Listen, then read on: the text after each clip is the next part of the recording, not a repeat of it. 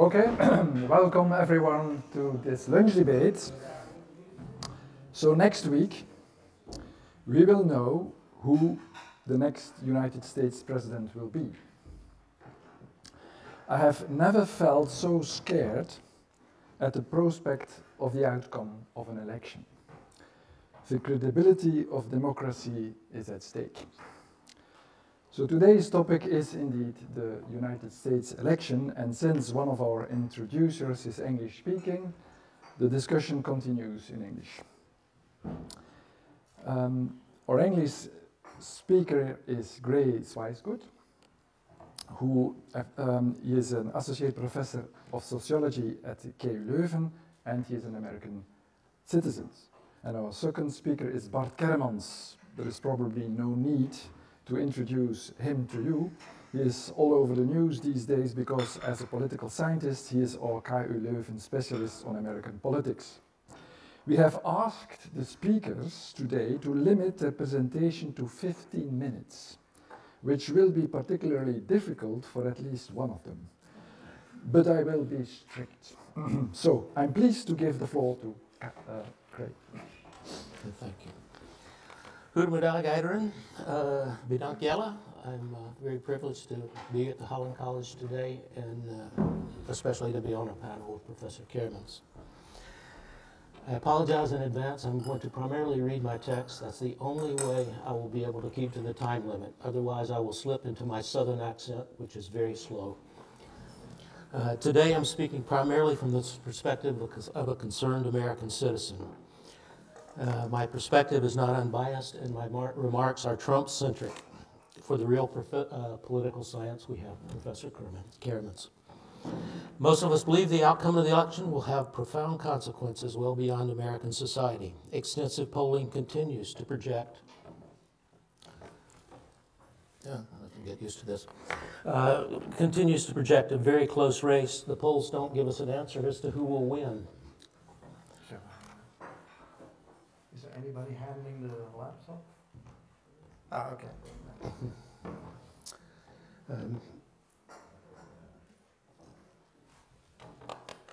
So, we don't know who will win. I've decided to change the question then because I can't tell you who will win. I changed it to this. Why is this race so close? Why is Donald Trump on the verge of returning to the White House, given everything we know about his character, capabilities, past behaviors, and plans for the future? The first reason is structural. It's the Electoral College system.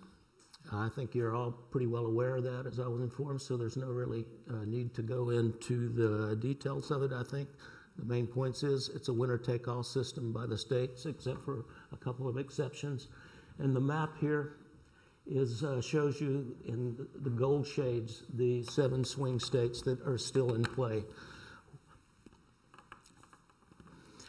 These votes are allocated into rough proportion to the population of the states, but it's only rough. And maybe this is a little bit insightful in the sense that California has 1 electoral vote for every 731,000 people. Wyoming has 1 electoral vote for 192,000 people. A vote in Wyoming is worth much more.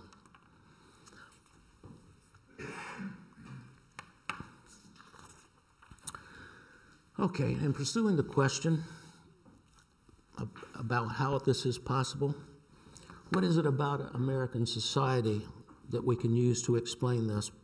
Back in 2006, Belgians asked me, how is it possible that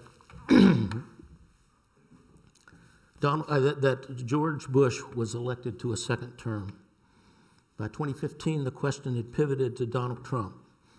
At lunch on Monday, the phrase came up, how is it possible, at least 10 times.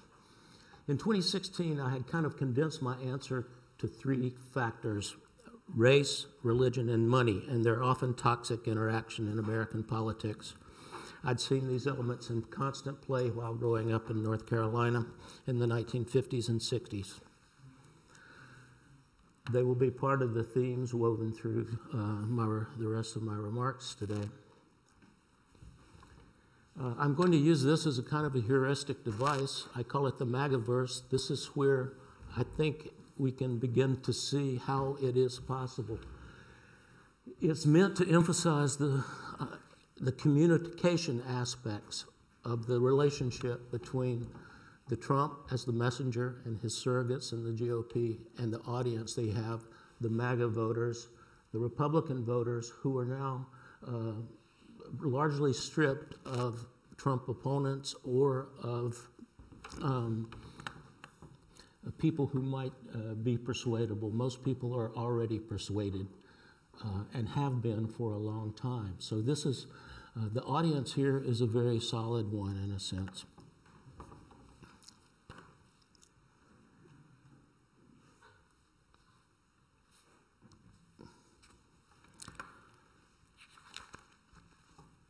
The diagram is actually meant to convey a process. There are a lot of multiple feedback loops here unfolding over time. They're compounded by new technologies and many new partisan outlets where audience feedback is a built-in feature. And this, is, of course, is a big part of the nature of the Trump phenomena, the feedback from the audience and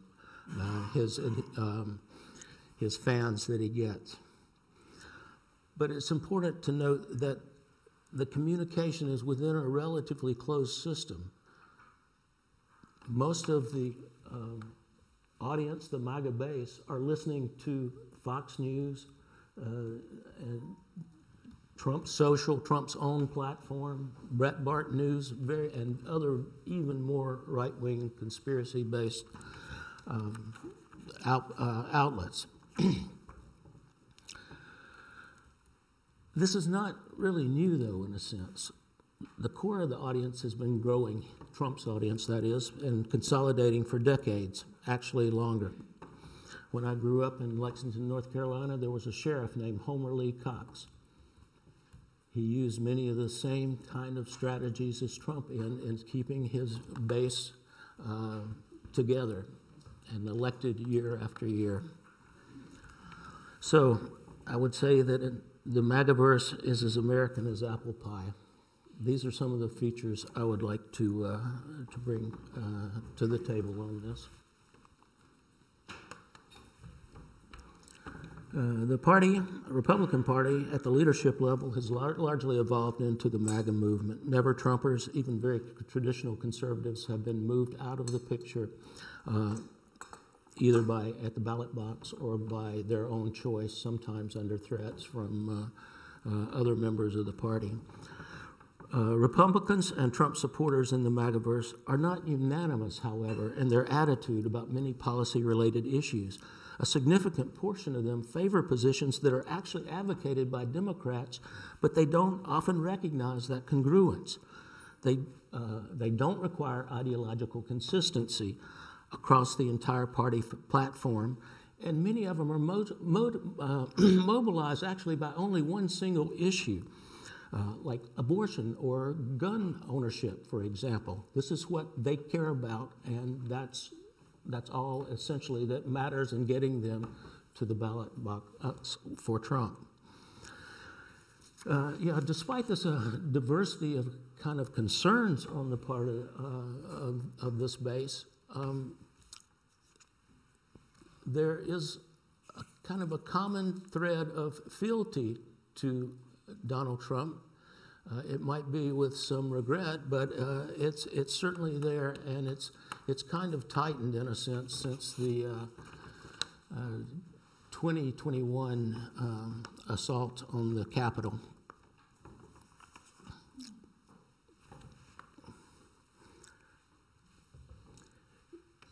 This MAGAverse is a place where people live. It's their community in many cases. It's where they get a social identity, their sense of self-worth, and sense of purpose. For many of them, that sense of purpose now appears to be revenge against the real and imaginary grievances that Trump has very successfully propagated. There are Trump voters who would prefer a different candidate, one more decent, more Christian, more sane. but they stay inside the MAGAverse. To some degree, it's a closed system, in part because that constant reinforcing communication within it.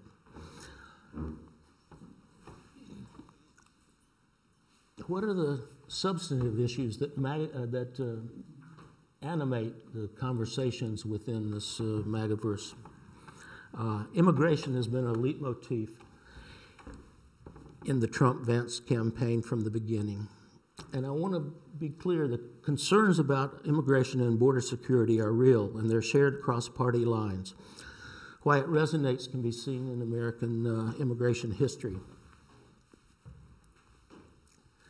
In 2023, there were an estimated 48 million foreign-born people in the United States, 14.3% of the population. That percentage, these are not absolute figures, this is a proportion, that percentage is more or less the same as the all-time high in 1890. But you see what happened after 1890 is that there was a long hiatus and immigration was very low in the years after it. There was a time for the immigrant population to be assimilated, essentially to become American. In my view, that's when America became a nation of immigrants in the sense of the motto that they adopt, because there was time for them, mostly immigrants of European background, to meld into a kind of a common American identity.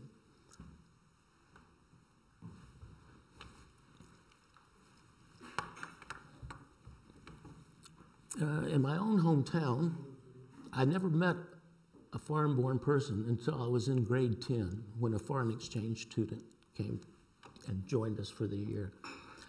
Now, that little town, Lexington, North Carolina, is about 11% foreign-born and over 20% Mexican-American and Latino.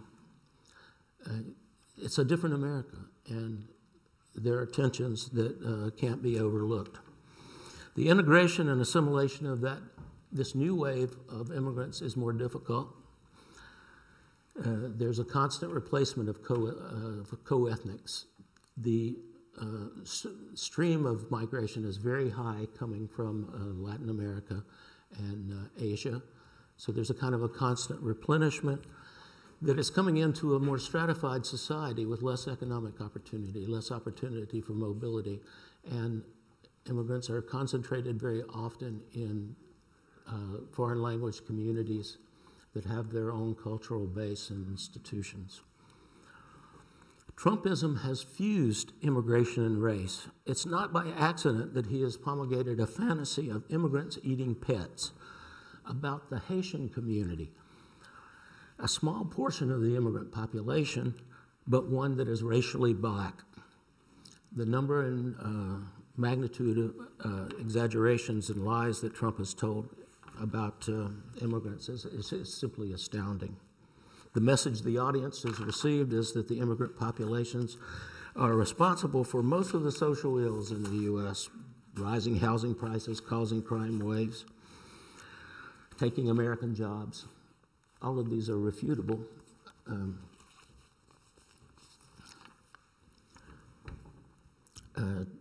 Trump's wall building and deportation strategies are simply logically and economically impossible.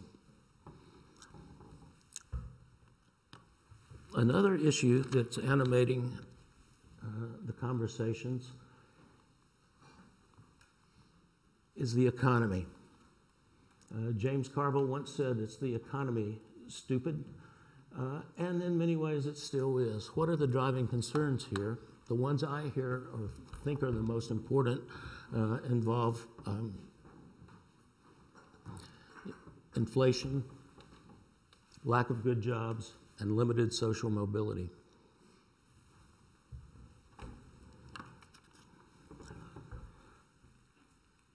Perhaps the biggest single gripe that I've heard is about gasoline prices. From a European perspective, this makes no sense. Gasoline is cheaper in the States, much cheaper in the States, and the adjusted price is only a few percentage points higher than it was at the end of the Trump term. The Biden record on restoring jobs since post-COVID and curbing inflation is impressive. In fact, The Economist magazine, a journal, recently touted the American economy as the envy of the world. Inflation is now lower than it was in the latter part of Trump's term. But the fact is the Biden administration has done a very poor job of communicating the successes that they have had. Concerning the distribution of wealth and income in the United States, this is not a prominent feature of the dialogue in the MAGAverse.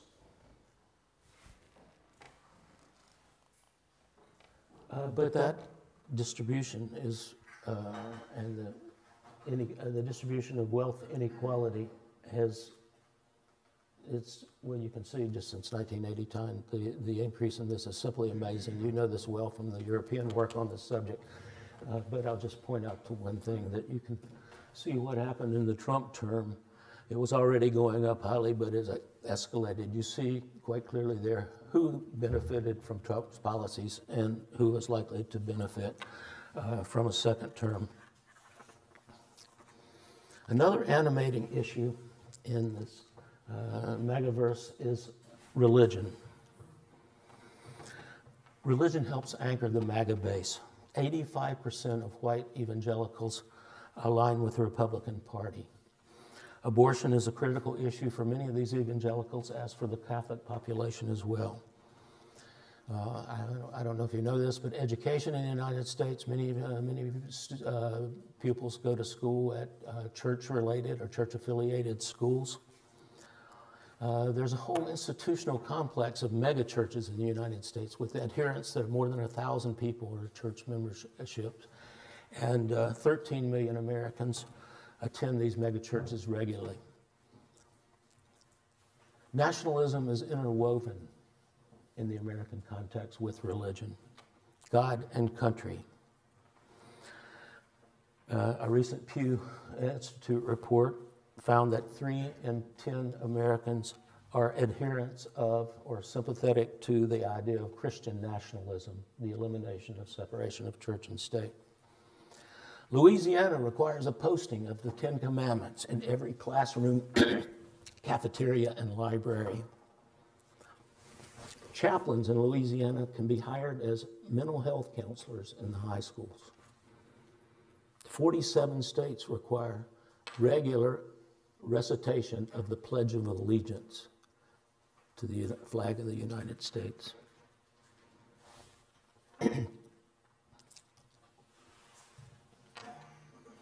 Now I want to have a few words about the media.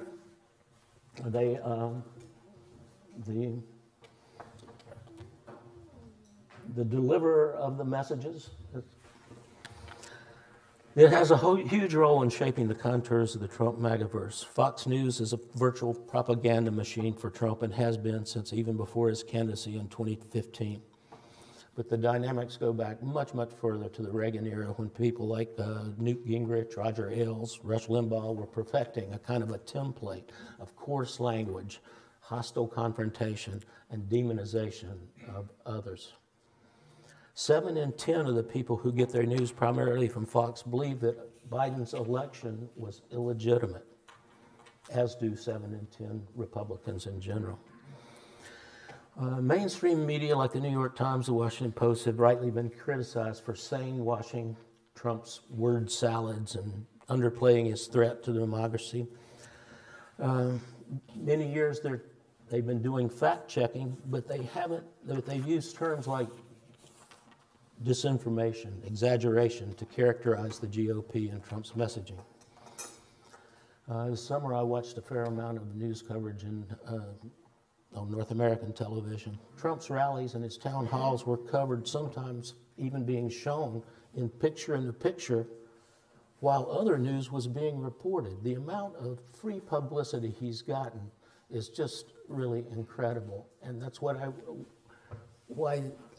I bring back the attention to this, is because this communication is huge in volume and in frequency and repetition.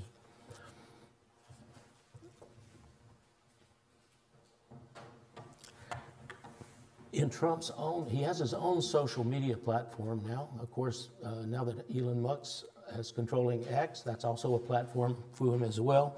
But a recent analysis showed that on twice a day, Trump's account promotes one or the other conspiracy theory, and that's reaching about 8 million followers. Why is all this so successful? Well, there's a couple of the postings that I talk about from Truth Social. The one on the right there is a QAnon imagery. The world will soon understand nothing can stop what's coming. It's working in part, though, because Trump is an entertainer. His success in building and solidifying the MAGA base is grounded in a history of entertainment. Many Americans were quite familiar with him before he made his first presidential bid. He was a host of a national televised program, The Apprentice, where his image as a sharp, savvy businessman, decisive, authoritative, and unapologetic, was shined and polished for 14 seasons. He was on national television. He's been involved in the world of so-called professional wrestling since the late 1980s. He's a member of the WWE Hall of Fame. The shtick from these gigs is baked into his relationship with the audience. The hyperbole of these fantasy worlds is almost indistinguishable from the lies he tells and repeats in all kinds of other forums. MAGA's rationalized Trump's most outrageous statements as part of the persona he's playing. A fact-based examination of the world is not as entertaining or as emotionally fulfilling as to the extent to which they view him as a professional wrestler that they're happy to cheer for. I saw a bit of this entertainment a few weeks ago at the bus terminal at the Chicago O'Hare Airport, waiting for a bus downstate. There was a middle-aged man sitting near me who was watching a Trump rally on his phone. He had a constant grin on his face. He was chuckling periodically and giving nods of affirmation. It was like he was watching his favorite sitcom.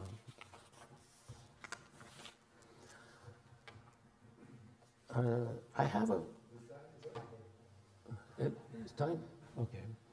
On the blue side of the equation, maybe you can read it as fast as I, but I think we can see that there's a number of uphill battle that Harris faced for a number of reasons here, not the least of which the double jeopardy she encounters by being a mixed race woman with an immigrant background. She's got a particular problem in the state of Michigan because she's getting hung with the baggage of the Middle East policy pursued by the Biden administration. There's a very large and concentrated Arab American population in Michigan, and they are quite angry at the Biden policy. I think a lot of other young people are as well, and that they may vote for Trump, but more likely they'll go for a third-party candidate or not vote at all. On the positive side, I think the first and most important thing is the Roe v. Wade decision. That's probably the one factor that's most mobilizing for the Democratic side at this point. The economy's doing pretty well, but I don't know if that's happened fast enough for people to really get that into their experience.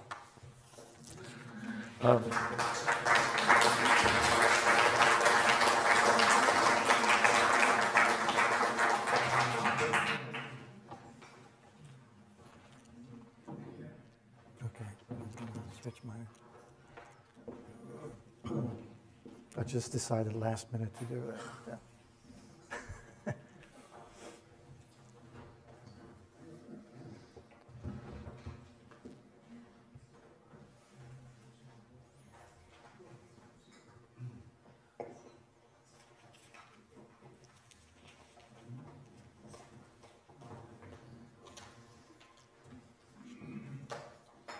I just wanted to pay attention to two, oh wait, sorry about that, but I always get over time and I don't want to make that mistake today, so I was trying to start my stopwatch, what is it? And it doesn't seem to work, so. Is there anybody who can help me 12 minutes from now so that I still have 15 minutes, I guess, or isn't that the case? Okay, at about 12 minutes that you would, yeah, okay.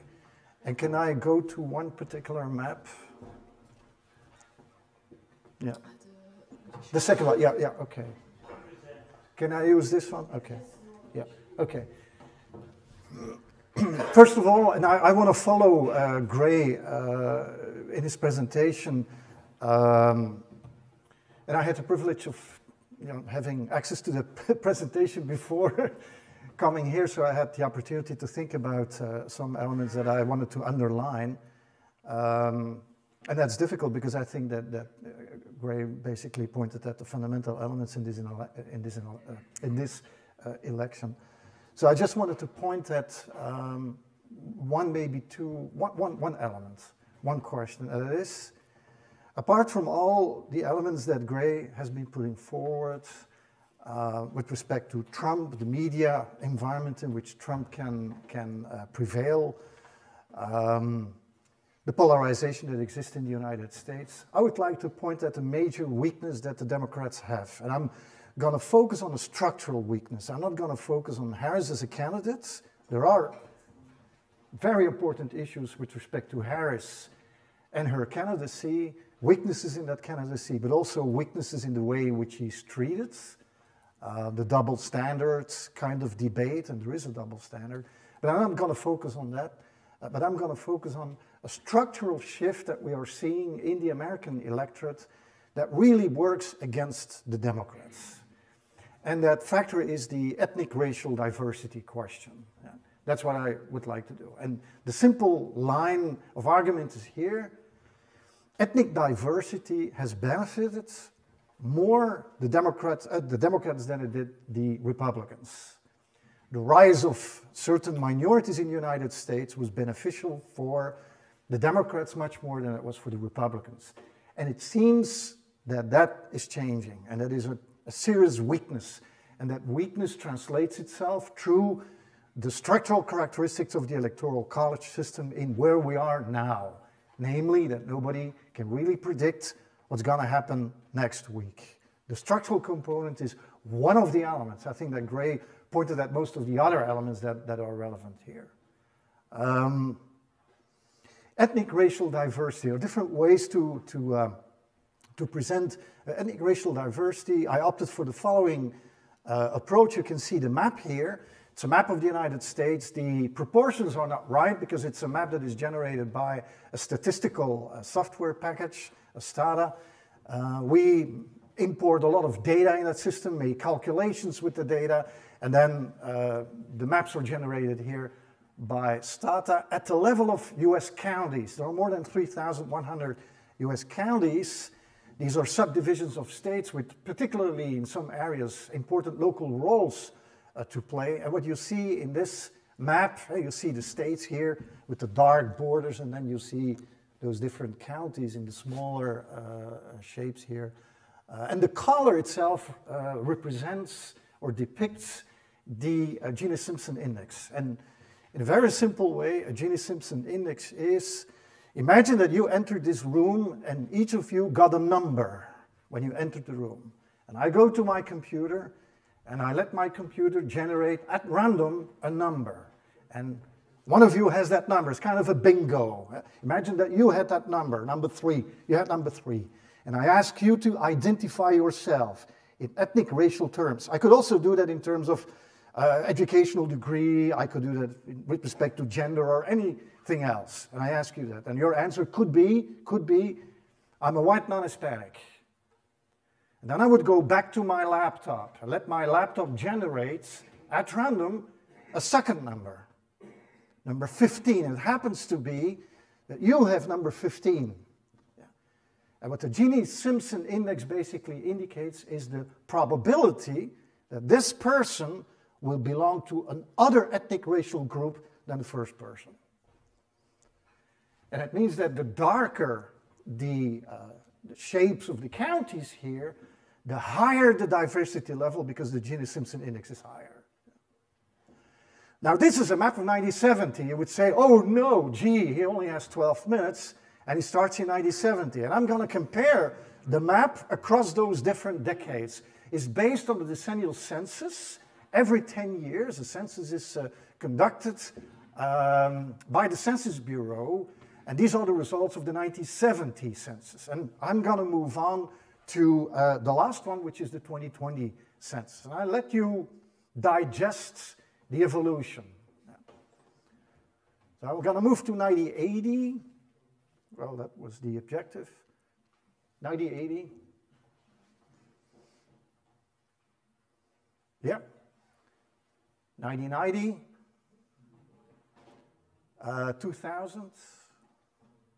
2010. 2020. Okay, we go back to 1970. Alrighty, and once again, 1970, 1980, 1990, 2000, 2010, and 2020. And there are basically two things that I would like to emphasize based on this evolution. The first one is straightforward. There's a higher level of ethnic racial diversity in the United States. That's in itself not a surprise. We know that is the case. But the second point is that more and more US states are involved in this rising ethnic racial diversity. More and more states deal with this rising ethnic racial diversity. Gray gave that example when he lived in his younger years. That's not long ago, Gray. But anyhow, when you, when you live in your younger years, yeah, you never saw anybody belonging to another, let's say, ethnic racial group. You didn't use these terms, but anyhow, yeah. And that is in many areas in the United States. And by many, I mean an increasing number of areas. Now, if we look at this from an electoral college perspective, the American president is not directly elected. The American president is elected through the Electoral College. It is important to look at the number of states that are affected by this, because the Electoral College system operates on the basis of the number of state victories that candidates can make. Yeah? There are two exceptions, Nebraska and Maine. That's another story, but that's largely what it is. Yeah? The victory in the Electoral College is determined by the weighted sum of the number of state victories by each of the candidates. The weighted sum, because not every state has an equal number of seats. Yeah?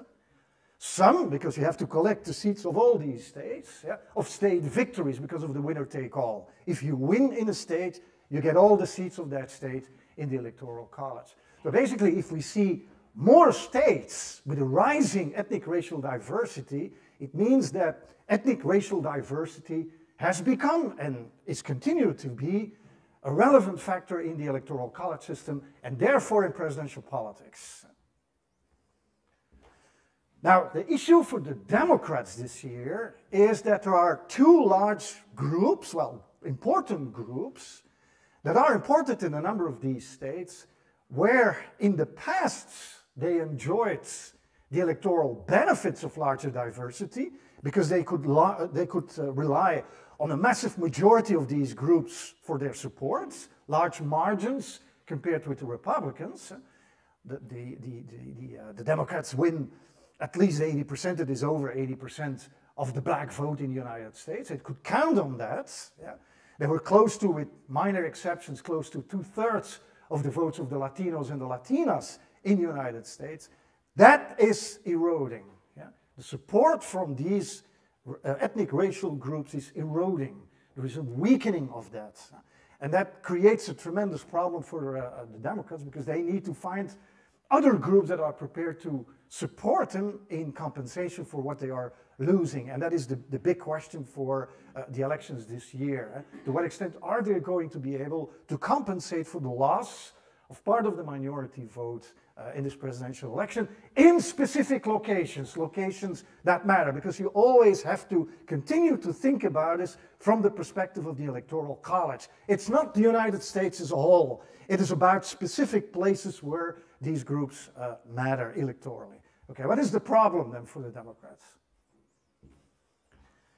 Two problems, largely. The first one is African Americans. And the second one is Latinos. Gray has been talking about money. One of the big issues with respect to money in the elections this year is inflation, which is basically what can you buy with $1, 1 unit of US dollar? That is a big question. Inflation is a risky thing from a political point of view. Why? Because inflation is about something that you lose as an individual, meaning you lose purchasing power. You can buy less with $1 today than you could buy 4 years ago with $1. 4 years ago, what is your situation today compared with your situation 4 years ago? Sensitive question in an election year with those voters who are still in doubt. And I have to remark that most voters will never vote for Trump, and other voters will always vote for Trump as long as he is a candidate. It is about a group that is in between these two and that is eventually interested in shifting between one or the other candidate. Now, inflation is about loss of purchasing power. And we know that loss has a potentially high political costs because of loss aversion. We hate much more, we are more angry, let me phrase it that way. We are more angry about a certain amount of loss than we are happy about an equal amount of gain.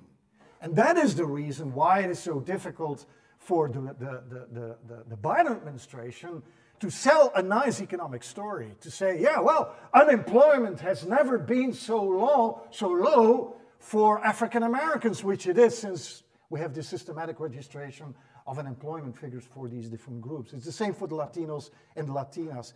We have relatively high economic growth on a monthly basis, so what's the problem? The problem could have been my laptop and coffee combination. That could have been a problem. I don't know what happens when I get passionate, you know. That's the reason why they are happy that I'm not at home, you know, in the evening. Anyhow, that's another story. But the thing is, it is difficult to sell a positive economic message when there is this negative side, which is inflation. Yeah? Prices have been going up during the Biden administration. I'm not saying that Biden is responsible for that or exclusively responsible for that. That's not what I'm saying. But it doesn't matter in politics. In politics, it doesn't matter who is right or who is wrong. What matters is that people believe who is right and what is wrong. That is what matters in politics. And that emphasizes the problem of loss aversion. People being angry about losses. And it is more the case in lower income groups than it is in higher income groups. Now, the lower income groups, they already, among the white non-Hispanics, largely shifted to Trump. That is not among the African Americans, and that's what we see now. African Americans are shifting in the direction of Trump because of inflation. In the first place, African Americans belong to lower income groups. And among them, men in the first place. There's a gender gap, gaping, I would say, among the African Americans. There was already one, and it is increasing, that gender gap. And that is related to the question, okay, we are dissatisfied with the current administration. Can we live with the alternative? For a significant amount of men, African American men, Trump is more than just an acceptable alternative. For a part of female African Americans, Trump is much more difficult as an alternative. Yeah. And that is the reason why we see these shifts more among African American men than among African American women away from the Democrats into the direction of the Republicans. That is about the first factor, which is inflation. Inflation and the African Americans. The second factor, very briefly, I can be very briefly, because you already touched upon that. Yeah? The second factor is here, yeah? In this area, yeah? Which is basically the Latinos and the Latinas. Yeah? The position that the theory that the political parties in the United States tended to entertain was Latinos and Latinas will be in favor of a tolerant immigration policy. That's what they will be. So the more tolerant we are in our immigration policies, the more support we will get from the Latinos and Latinas. In 2012, when Mitt Romney lost the presidential election against Barack Obama, the Republican Party bought a study. I don't know how to bestel or anything else. Bought a study, whatever.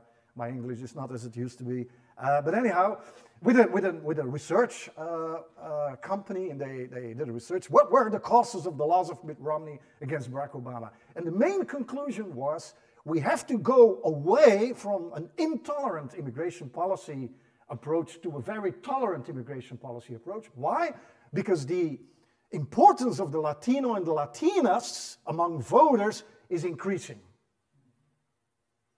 That was a theory that was valid in 2012. In 2013, January 2013, when that study came out. Today, that is much less the case. And we see that in these areas. And I've been there many times this year, deliberately, and not just in Arizona, also in New Mexico and in Texas. And why in Texas? I started to do it in Texas. Because one of the things that we saw when we compared the election outcome of 2016 with 2020 in these counties was that the score of the Republicans was better, Trump was better in 2020 than it was in 2016, which is counterintuitive if you follow that theory that in areas where the Latinos and the Latinas are strongly presented, they should move, given Trump's candidacy, they should move in the direction of the Democrats. They did exactly the opposite. And what is the reason? If you go to these areas, as I've been doing this year, you see the reason. The local Latinos and Latinas, they are very angry at the Biden administration.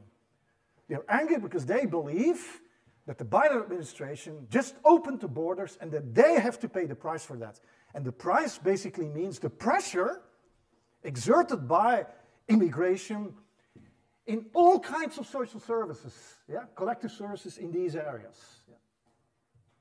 Local healthcare centers, local schools, even the local mortuaria, I don't know whether that is English, but anyhow, all these kind of things.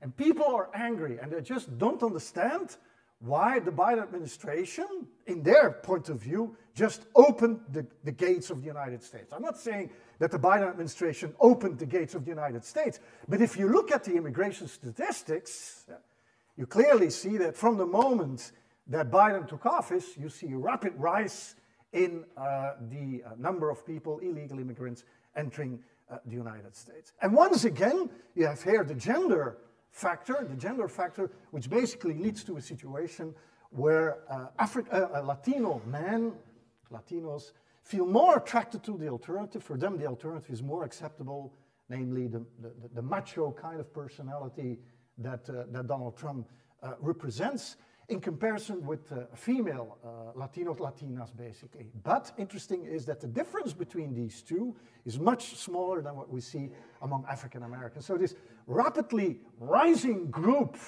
of voters in the United States, by the way, it is a group that rises. The African Americans as a voter group, they stay stable. They're not growing over time. The Latinos and the Latinas are growing. Why? Because many of the children from immigrants born in the United States are American citizens, and as soon as they reach the age of 18 years, they can vote, and they start to matter in political terms.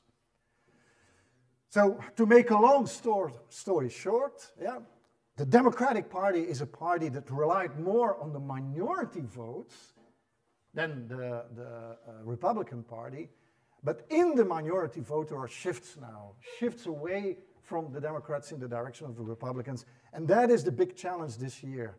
And that is the reason why during election night we are going to take a close look at those counties where we've seen this evolution most strongly in the last two elections. I'm going to leave it at that. Thank you. So we have still time for some questions. I would like to have short questions and short answers.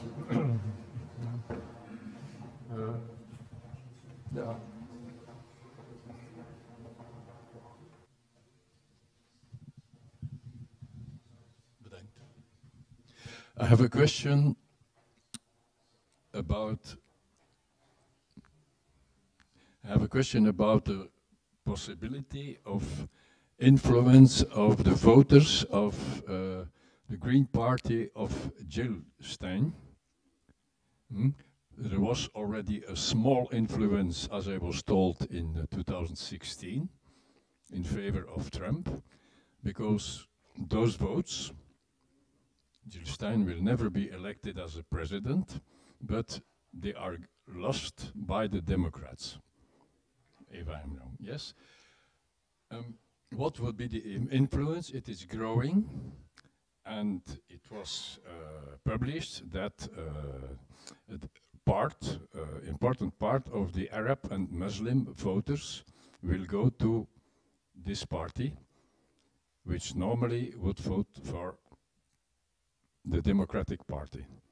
So what is the influence, and why does a party like this and an intelligent person like Jill Stein not realize that this is shooting in the own foot, om een Vlaamse uitdrukking te gebruiken.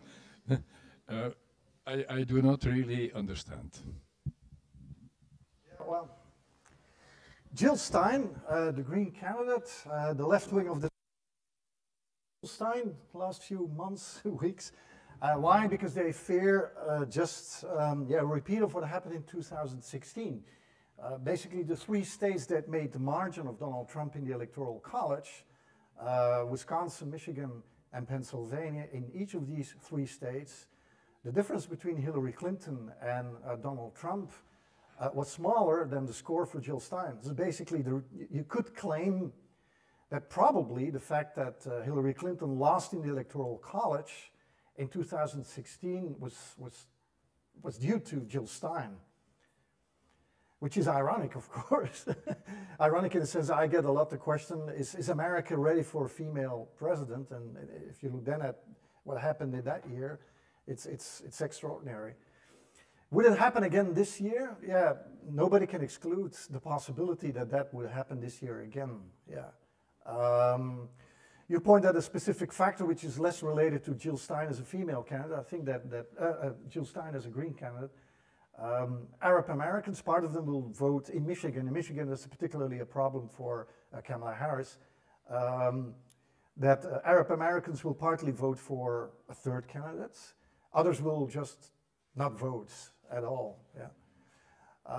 And the question itself is interesting. Why? Because it really points us at the fact that for the outcome of the election, many factors play a role in combination with one another. And Jill Stein is one of the factors, and yeah, it is a nightmare scenario for the Democrats that maybe it could happen again what happened in 2016. Yeah. Is that okay? If maybe you want to. So you suggested that minorities that used to be a liability for the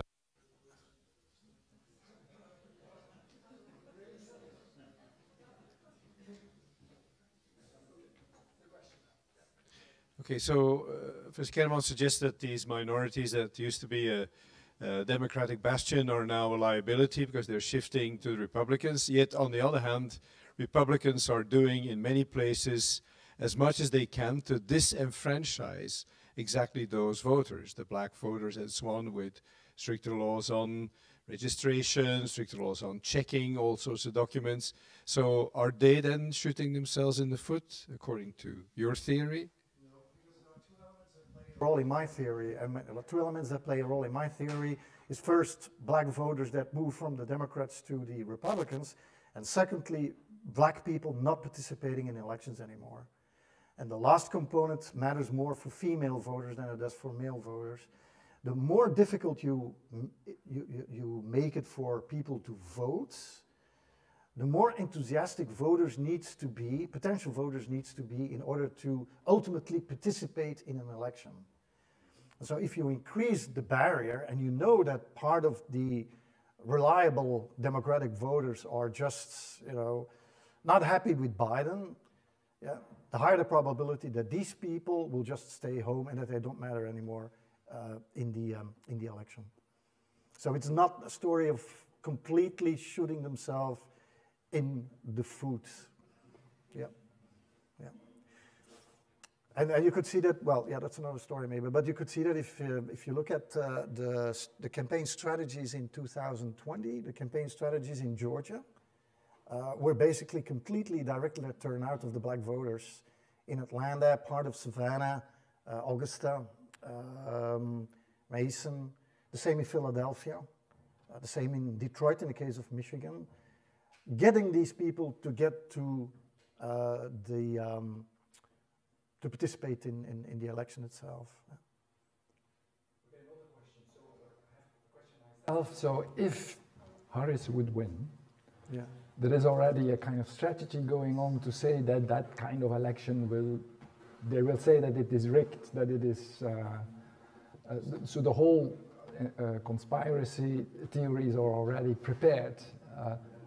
What is your perception of what will happen if Harris would win? My perception is that the crucial word in your question is prepared. It's not just that the Republicans the Trumpians are prepared. The others are also prepared. The storming of the Capitol, just to give you one example, which is of course a very extreme example, we were not expecting this, or people were not expecting this in general 4 years ago. People do expect it this year, although the situation is different because the person who's going to chair the joint session is going to be a Democrat, which is Kamala Harris, another Republican like Mike Pence 4 years ago. But still, yeah, the Capitol will be protected hugely. There will be manifestations, that's for sure. There will be, of course, court cases. It's already going on in the run-up to the elections themselves, so that won't be different after the elections. Manifestations, I expect kind of intensity of manifestations comparable with what we had in the 60s, maybe in the context of the Vietnam War, confrontations with the police, but not a civil war, something like that. The US is ultimately a middle-class society, and in a middle-class society, people have to lose much too much by a civil war. So not a civil war, temporary instability, yeah.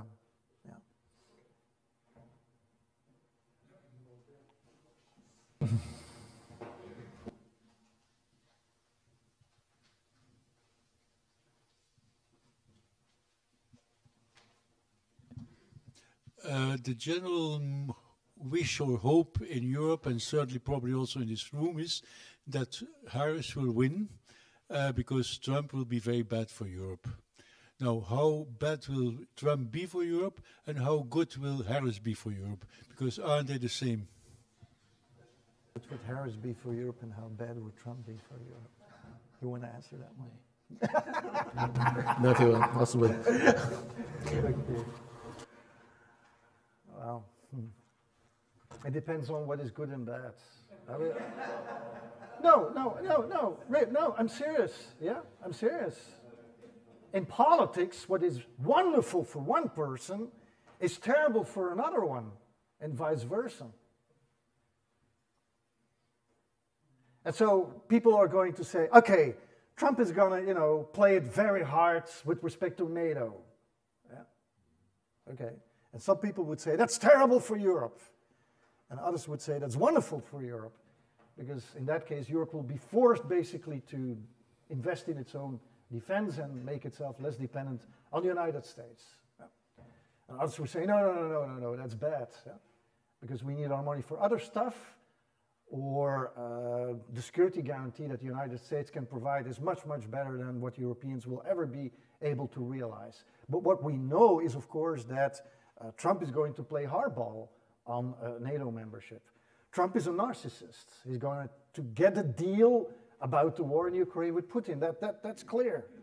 But whether he's going to be successful, that depends on a number of other factors as well, which is Zelensky, for instance, the situation on the ground, which is at this point not very positive for Zelensky, I guess. These are elements that play a role in terms of Trump. Trump is, in that regard, a factor of more instability here in Europe. Yeah? Most Europeans believe that to be a bad thing, but there are also Europeans who believe that to be a very good thing. Where there is no difference really between the two, the approaches may be a little bit more provocative on the Trumpian side than it is on the Harris side is with respect to trade. It's very clear. The United States is when it comes to trade, in a kind of geopolitical mind frame. That's not a good thing for Europe, at least not in the sense that we have to define the position that we are going to take. The Americans are luring high technology investors, European high technology investors for the economy of tomorrow, to the United States, to the detriment of Europe. That's what they are doing. That happened during the Trump administration. It is happening during the Biden administration, and it will continue under a second Trump administration or first Harris administration. We know that. And then last but not least, Harris, the Democrats in Europe, we don't have to be naive about that. Yeah. Europe is becoming less and less important for the United States, whether you have a Republican in the White House or whether you have a Democrat in the White House. We've seen it during the Obama era, which is for me one of the ironies of the Obama era. There is no more popular American politician in Europe than Obama, but Obama was not really interested in Europe. And what's changed that a little bit was basically the Crimea. That triggered the Russian annexation of the Crimea. That triggered his attention for Europe. But at the end of the day, Obama was a president who was much more interested in the geopolitical game playing out in what is at that time still called the Pacific, now the Indo-Pacific. Harris, if she would be elected president, would not be a difference in that regard. So for Europe in general, the world is changing, and we need, the geopolitical context in the world is changing, and we need to define our position. We still need to define our position in that, and of course we are internally divided, which is always kind of a problem. And you could say eventually, I'm not saying whether I hope that, far from that. But it could be the case that under a Trump presidency, we are forced to take a number of decisions more rapidly than we ever would under a Harris presidency. I'm not saying that I prefer a Trump presidency over a Harris presidency. I'm just providing a number of arguments to think about what a presidency of one or the other candidate would or could mean for Europe. So you talked about the system of the Electoral College, which seems to be a bit archaic. Why don't they abandon it? What is preventing that? Which factors are at play? What prevents them to change it is, if you want to change it, you have to amend the American Constitution. If you want to amend the American Constitution, you need a 2/3 majority, both in the House of Representatives and in the Senate. Then you have a constitutional resolution. And that resolution needs to be approved, ratified by at least 3/4 of the American states. Well, this system, the Electoral College system, and Gray already alluded to it earlier in his presentation, benefits the least populated states. Why would the least populated states ever approve a system or get rid of a system that provides them that specific benefits? They would never do that.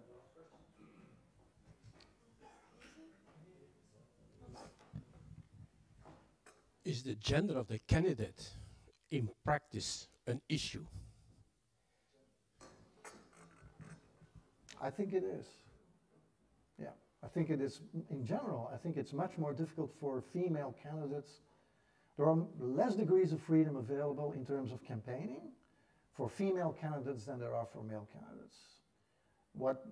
I mean, the contrast between Trump and Harris is of course extreme. Talking about double standards, yeah, there is a inherent double standards when we look at male candidates and female candidates.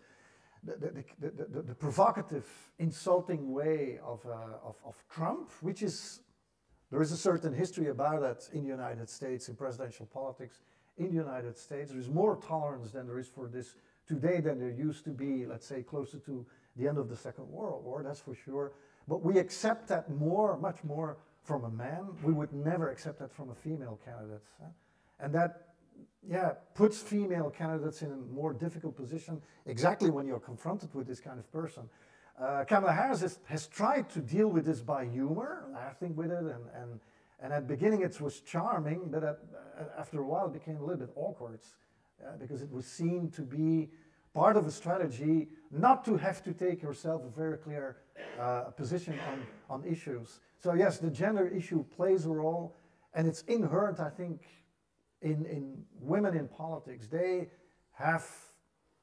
more constrained in what they can do compared with men. Yeah, it is. I regret that. Being a man, I certainly regret it, but yeah.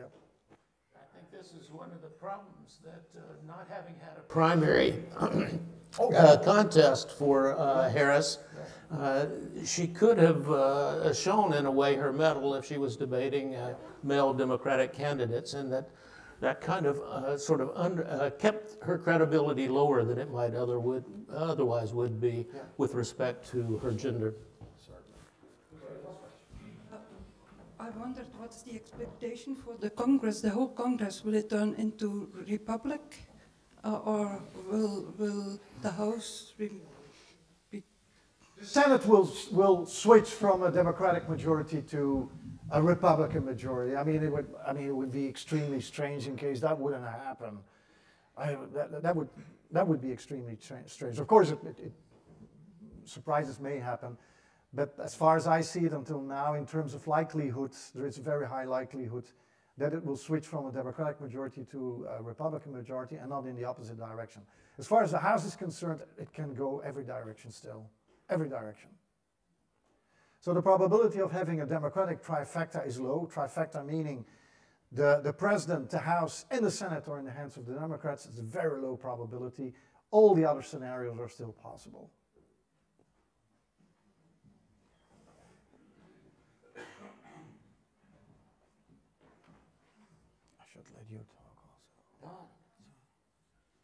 Have a related question to the gender. The gender gap, I think, is a very interesting phenomenon. Do you have any idea to which extent, or what is the relative importance of, on the one hand, the abortion issue, and on the other hand, the gender of Harris? Because there's these two elements which may play in it, but not necessarily in the same way. That's a tough question, because you need fine-grained data for that, and we tend to get that data after the election, not before the election. So that's guessing. The only answer that I can give you is based on what I see from the campaigns. And the position of the campaign, the strategy that Harris is using with respect to campaigning is twofold. On the one hand, trying to not to talk about the gender components, being afraid that that would really chase away part of the man voters who would start thinking in lines of this is a new Hillary Clinton. We're trying to avoid that question. And the other one is abortion. Abortion that plays out in certain suburban areas in specific states. Once again, I approach this question from an electoral college point of view, targeting female voters, but also highly educated male voters, more young voters than older voters in the suburban areas in the battleground states that matter. That means voters around Philadelphia, voters around Detroit, voters around Milwaukee, voters in Madison, Wisconsin, voters in Pittsburgh, Pennsylvania, voters around Atlanta in Georgia. That's what basically is happening. It's a fine-tuned campaigning, but which of the two factors plays more? That is something we cannot know before the election. Yeah, I think the practical side of it is going to depend on turnout. Yeah. And one possibility I kind of alluded to, didn't get to elaborate at the end, is that ordinarily the turnout among young voters is relatively low. And there's some suggestion that there's going to be a bigger turnout among young, particularly young women in this election than there had in the past, are motivated in part by the abortion issue. But how big it will increase the tilt towards the already tilt by gender to the Democratic side, I think it really depends a lot on turnout, and that's maybe one place where the Democrats do have some momentum going, in the sense that it appears that their ground game is a bit better than the Republicans. I don't know if you would agree with that or not, Bart. But yeah, I agree. Is there any discussion as to whether it's the abortion issue as such, or whether it's a larger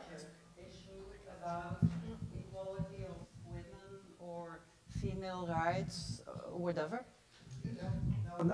I don't think it goes that far. I think that as far as that is concerned, the positioning of the opinion about equality between men and women, I think that most of those voters are already clearly in one camp.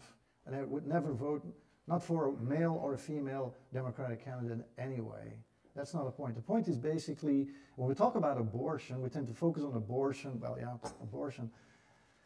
But the discussion about abortion has been shifting from abortion, which you can imagine in a medical unit, yeah, towards different kinds of contraception.